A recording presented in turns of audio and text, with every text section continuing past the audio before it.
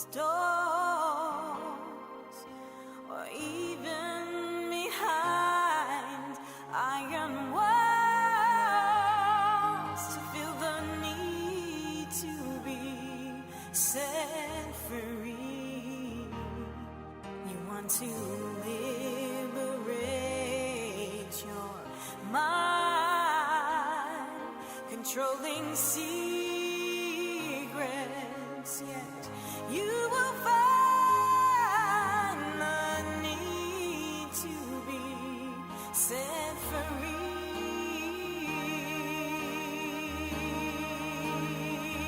And the Lord says, captives be free, just come to me. I'll break those chains that hold you down. Hi, everybody. Welcome to Heroes of Hope, tackling substance abuse together. We're here with another episode, and we're so excited that we have a friend of ours that has a very powerful testimony by the name of Cain. But before we get into the show, I want to make mention to you to get a pen, get a piece of paper ready, because at the end of the show, you're going to have all kinds of information that you can write down to find out where these groups are that we've been launching out all over Staten Island, and then also some of the agencies and organizations. So we want to encourage you to do that. Also, you can go on Heroes of Hope YouTube page, and when you get there, you'll be able to see all the different episodes that are taking place that maybe you missed. So we're real excited about this show. It's addressing all the different drug epidemic that's happening here in Staten Island, concerning through the organizations, through residential programs, and also through churches and testimonies of those that have been set free. And so we're excited today. My man Cain is with us. He's a good friend of mine. Last couple of years, God's brought him into my life, and I'm so glad he did. Eddie, thank you. First, thank you for being here today. I'm so glad that you're able to make it to the show. But I'll be honest with you, the people, I think the first thing they're going to want to know is a little more about you. You know, where you're from and things to that effect, and even the single women that are out there, they're going to want to know if you're married or not married. How to get you to smile a little bit, you know. But why don't you share a little more about yourself? Okay, Pastor Joe. Well, first of all, it's great to be here with you today in this Heroes of Hope show. It is a pleasure, and I just want to say it's really great to be free today. And a little bit about myself. I was born in Brooklyn, New York. I grew up in Staten Island. So, most of my friends and everyone I was with were from Staten Island. I grew up in a Christian home. So it's not that I didn't know the Lord, but at a time in my life, I just strayed away. And due to some of the things I was dealing with, depression, and other things that were going on, I ended up getting involved with prescription medication, and that became what turned into a serious addiction that led me to do other things and take me down a very destructive path. And I'm here today to say that God has delivered me from that, and I believe He's using me to try to carry a message of hope to others today. That's awesome. And before we get into, I want to go deeper in your testimony and things like that. But before we go there, I wanted to make mention that the show is literally designed to address this drug epidemic. And I ask everybody that comes on this show, in reference to the drug epidemic here in Staten Island and the statistics being staggering and the way they are, there's been a lot of work being done. There's a lot of people that are on the front lines and that are doing a lot of work. And it's not that we're ignoring it, we're doing it. But when it comes to your thoughts concerning this drug epidemic, what are your thoughts about it? How has it affected you? And what are you doing about it? Like, are you making a difference? What are you working on and stuff like that? So it's a threefold type of question. How has it affected you? What are you doing about it? And your thoughts concerning it? Well, the epidemic has affected me personally because I've lost people, I've lost friends, and I've seen the the effects it have on families. I've seen the just the pain that family members suffer, and just the loss of so many good people, so many young people, just being totally blown away by this terrible epidemic. What I'm trying to do now is as much as I can share my experience and my strength and hope that I've found to let those out there who are struggling, who are maybe afraid to come out of the shadows, especially families who are afraid to go out and ask for help, or because they feel there's a stigma that they cannot address it publicly, and that they feel that this is something maybe even to be ashamed of. And we're trying to bring out that this is something that so many families are struggling with. I think everyone knows someone who is suffering from the disease of addiction.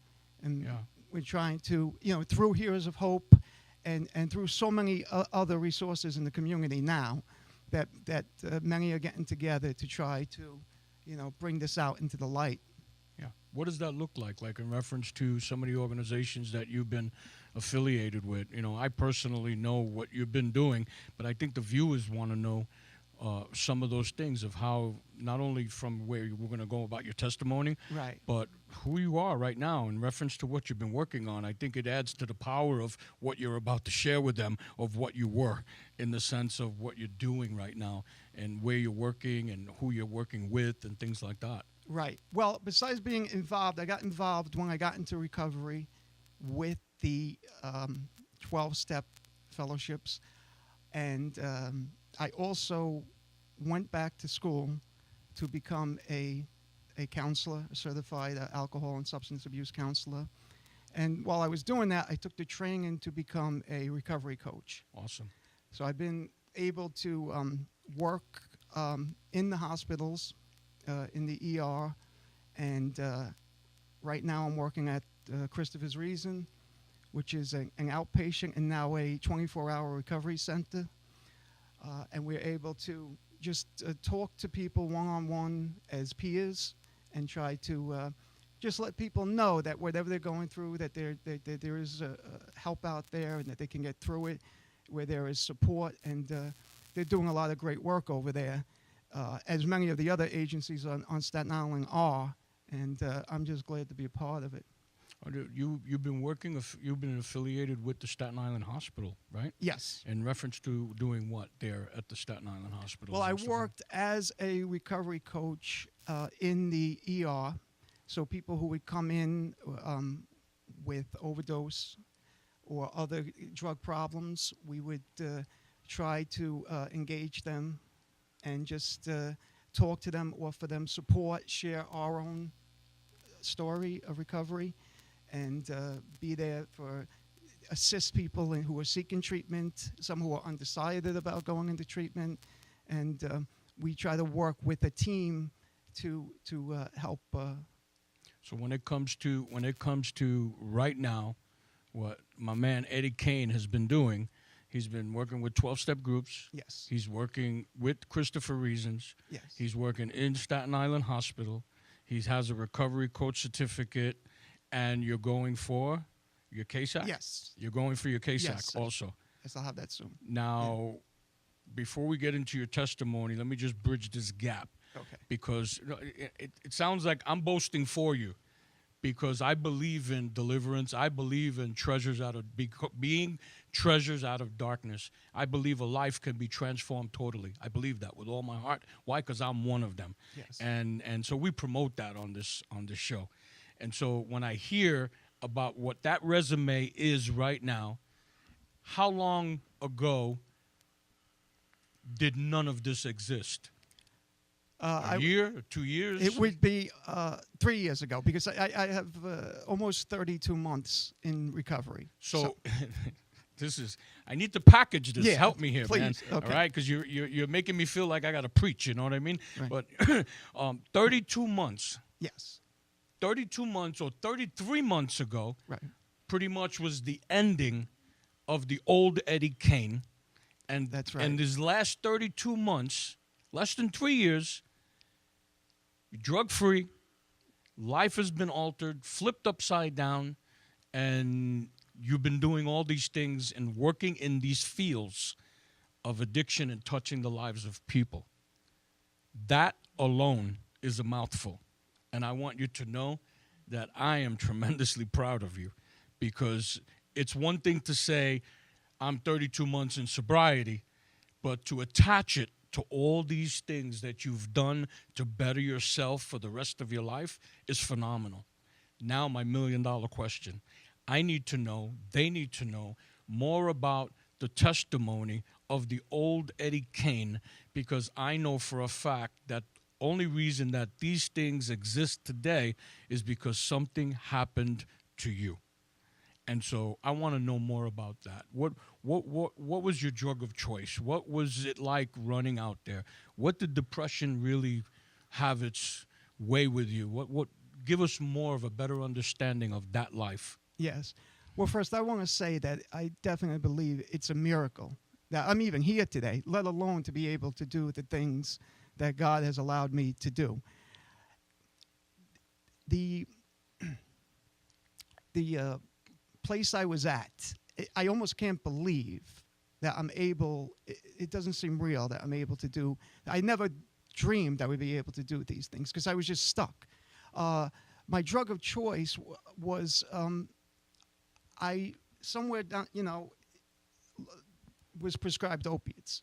And I, found them to be an escape from depression until, they just totally grabbed me and I was dependent on them and I sought them out. And they led me to, it was so progressive. One thing I know about addiction is that it's progressive. So I continued to use them, but of course, you build up such a tolerance and they don't have the same effect. So it led me to do things I wouldn't have done. It led me to steal prescriptions, to commit crimes, basically, to continue to get a supply of them. And eventually that led for me using heroin, going on to use heroin because I began to look at it as just another opiate. And that led me down the road to eventually becoming involved with methadone. I was on methadone for a very long time.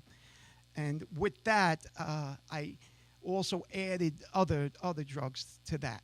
So I was using prescription drugs, but of course I was abusing them, and drugs like Xanax and other prescription meds that would have a very strong effect and kept me pretty much locked into that life, where in the end it was just about isolation and loneliness and really not being able to do anything.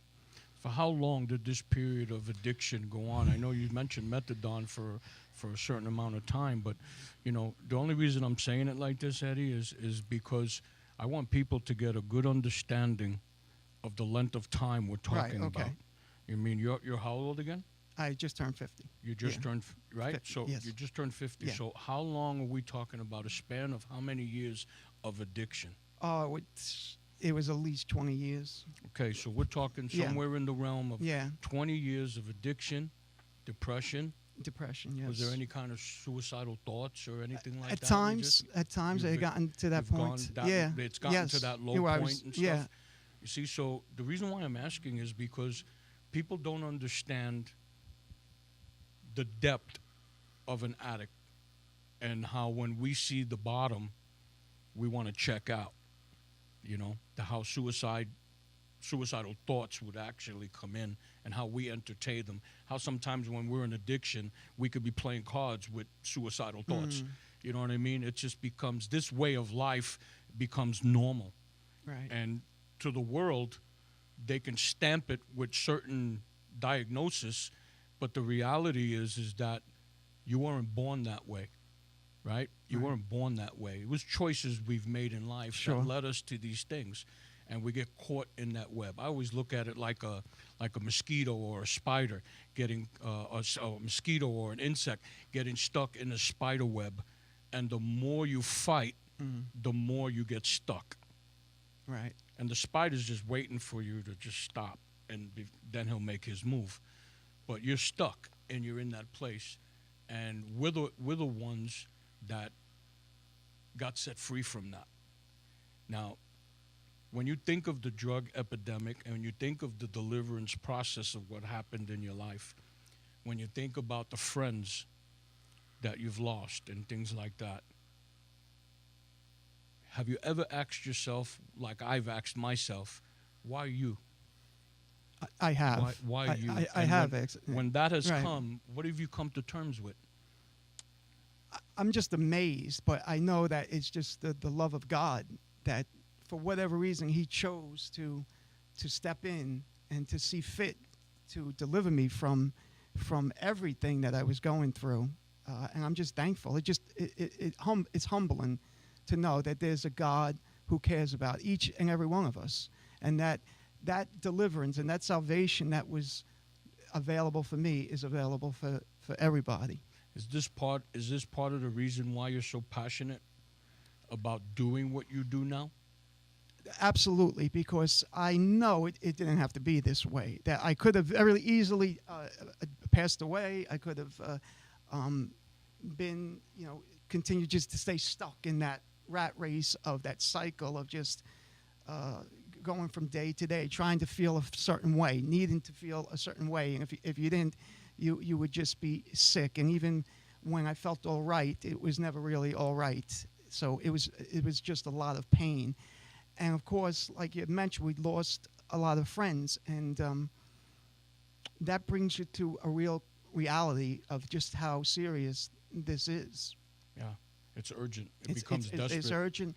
It's like the pain becomes greater than the fear, like we Right. say in recovery. Right. Like, when that hits, it's reality check. yeah, yeah.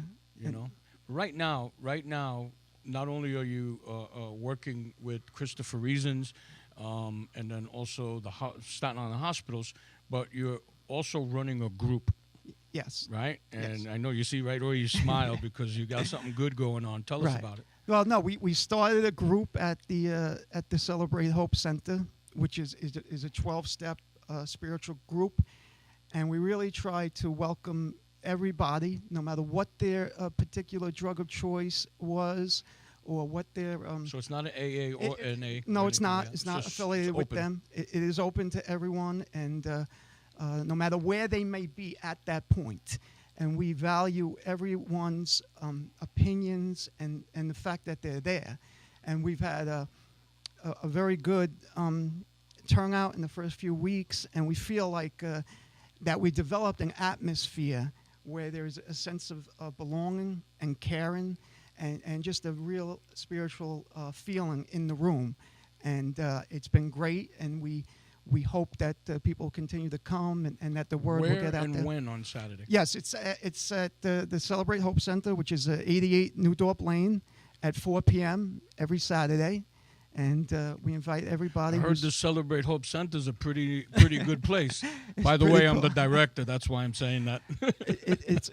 it's been. I think it Got to would give myself a promo, man. absolutely. You do a lot of good work there, and I think that a lot of people are finding it to be a blessing. Yeah. So- When you think of your group, and you think of 12-step group, and you think of different types of group, sometimes people feel uncomfortable in certain groups because they turn around and won't, like if someone's not in sobriety, or if they're still on certain medications, it feel like they're not welcome Right. in certain groups.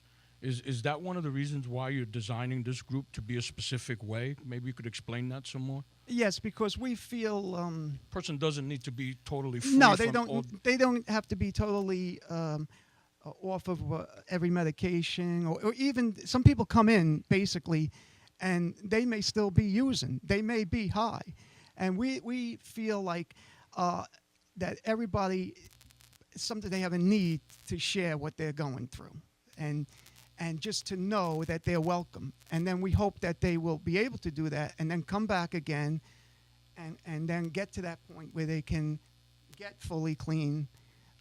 But we are there to offer a place where they can share and feel the love of people that come together with the same purpose, which is we are not there to fix anyone or to tell anybody, well, you're clean, you're not clean. We're there to just say, you know, we care about you, we're here for you, and we want to hear from you. Yeah. You know. Well, you get some groups. I'm not picking on any groups or anything like that. I'm just making mention that sometimes people feel uncomfortable going to certain groups because they'll point out, like, you know, you don't belong here because of the fact that you're still nodding or you're still addicted to this drug or that drug or whatever the case may be. But it sounds like your approach is in reference to embracing people right where they're at, and when they get there, you're helping them find a way to build their faith up, their courage up, their Yes. hope up within the 12 steps, right? Right. And hoping that that would lead them to a point where they can conquer some of those things. You know what I mean? And so Yes. that's a beautiful thing that you're doing. And I know it's something new. It's a little different. Got a twist to it. It's like the Eddie Cain drink, right? It's like it's on the rocks and it's got a twist to it. And but I think it's very, very important that we get away, not get away from the traditional way of doing it, but I think it's important that we get back to the way that God intended it to be and man intended it to be, because like even the 12 steps were created with God in the center of it. Absolutely. And so Right. it's very, very important. Now, does that mean we want to be religious? Does that mean we want to hit people in the head with a Bible? Does that mean we want to be overburdened to people about that? No, we want to embrace people. Am I right? Absolutely. And, you we know, want to meet people where they're at. If nobody embraced me, it wouldn't happen. That's why it was easy for me to befriend you, in the sense of even letting you run the group that you have, and it's exciting to see what's happening there and the lives of people that are coming through and things like that. You know, when you think about this epidemic in Staten Island, Eddie, and I know that there's, you know, a number of friends and people that we've both knew and families that are still going through a lot of pain. When you think of the issue of fentanyl being put in heroin, what are your thoughts? Well, I think that just changes everything because it's just so dangerous and so lethal, and it takes very little to kill someone with that drug, and they're finding it not only in heroin but now in other drugs and cocaine, and so it's becoming just a really deadly effect out here on Staten Island, and I guess throughout the city as well. So when you get dealers out there that are adding fentanyl to their drugs, I think the mentality is, you know, if one person dies from it, then every other drug addict out there thinks that's the good stuff, and then they come thinking that they're getting the good stuff, and pretty much they're like Russian roulette. They're playing with death. Would you consider that murder? Would you consider that, you know, I do believe that. Yes. I do believe that if someone actually put drugs out, you know, drug trafficking itself is an issue. But once they add this ingredient that's taking lives in it, you literally know that you are going to murder somebody. Right. If you're intentionally putting in a substance that you know will kill somebody, then I believe it is murder. Yeah. And so the HOPE program there at the district attorney's office that we work close with, all of Yes. us, Christopher Reason, Celebrate Sure. Hope Yeah. Recovery Center, YMCA, we all work close with them. And I'm in total agreement with that. And it's a shame to know that some of the guys and girls that are out there that might get caught up in it and end up with life in prison or anything like that, we might even know them, right? We might Right. even, you know, it might come up that we know them. And but unfortunately, so many lives are attached to that we've lost, are attached to some of this madness that's going on here in Staten Island. I want to give you a couple of minutes. I put these last few shows together, Eddie, to be able to turn around and address a generation, all right? And your generation is the 50-year-olds, the 35 and up, you know, that era, and they relate to you. Those that were on methadone or on methadone, those that are coming out of depression or in depression. Some of them that are on opioids or even mental behavior medications that they're on. For whatever reason they're on it. You know, I'm not knocking it. I'm just making mention of it. But you found a way to get out. I want to give you time to address that audience that's out there, and just talk to them right now, and give them a time from your heart. Go ahead, brother. I just want to tell everyone out there that no matter how many times you may have been in treatment and feel discouraged, that there is a way out, that there is hope, and that there is help out there, and that there is people who care, that God is able to change people's life, that no one is out of the reach of his grace. And I am living proof of that today. It took me many years to find that, but it was surrender, and God was able to do what he did for me. Awesome. Listen, I just want to close up by saying this. If you're looking to talk with Eddie Cain, you're going to find some information at the end. He's at the Reformed Church every Sunday. He's also on Saturday at 4 o'clock at 88 New Door Plaza, Celebrate Hope Recovery Center, doing his 12-step group. And what time is the service on the Reformed Church? It's at 10 o'clock on 10 o'clock. It's at 10 a.m. So if you want to come on out on Sunday at 10 a.m. and Wednesday? Thursday night at? We have a dinner at 6:30 and service at 7:30. All right. So I want to encourage you to take this stuff down, because this is a treasure out of darkness, and we want to connect. All right. We're working together like a network. And so we want you to know where to find him, and we also want you to know where to find us. So if you go on our YouTube page and go to Heroes of Hope, Staten Island, you will see all our videos of every episode. God bless you, and I hope you tune in again. Set you free. Just come.